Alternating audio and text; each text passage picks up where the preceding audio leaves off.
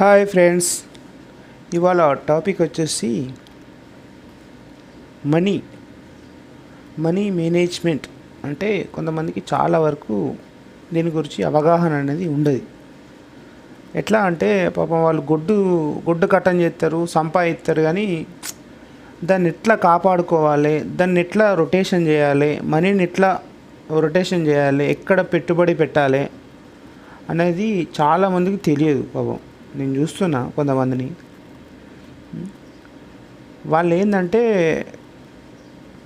కష్టం చేస్తారు, సంపాదిస్తారు, కానీ వాళ్ళు డబ్బును అది ఎక్కడ ఆపాలి, ఎక్కడ ఖర్చు పెట్టాలి, ఎక్కడ ఎంతవరకు ఖర్చు పెట్టాలి అనే విషయం చాలామందికి నేను చూస్తున్నంతవరకు అయితే చాలామందికి తెలియట్లేదు.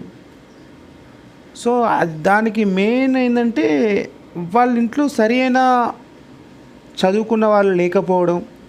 నేను అబ్జర్వ్ చేసిన వాటికైతే చదువుకున్న వాళ్ళు లేకపోవడమే అదొకటి. ప్లస్ మళ్ళీ ఇట్లా వాళ్ళ ఇంట్లో పిల్లలు ఉంటారు కొంతమంది, చిల్లర పొరాళ్ళు, ఇక జల్సాల ఖర్చు చేయడం, ఇక వాళ్ళతోని బాగా వాళ్ళు ఆర్థికంగా ఇబ్బంది పడి అప్పులప్పాలై ఎట్లా పోతారు అన్నట్టు. వాళ్ళు ఏబట్టి బాగా దెబ్బతినిపోతారు. సో ఏంటంటే జాగ్రత్త పడండి.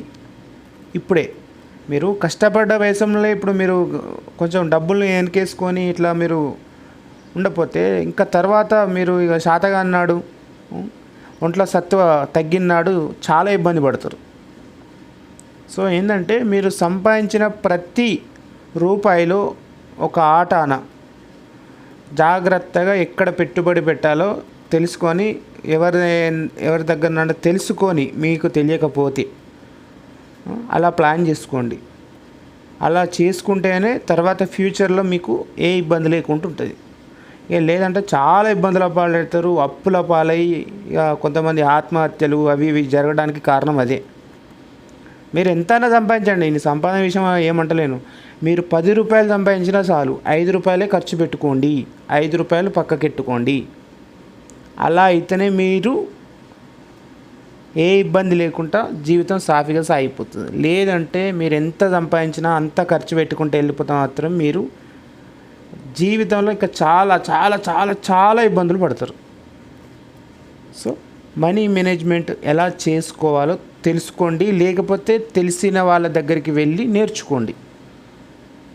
అంతేకాని అనవసరమైన ఖర్చులు చేసి అప్పుల పాలు కాకండి. ఓకేనా? Thank you.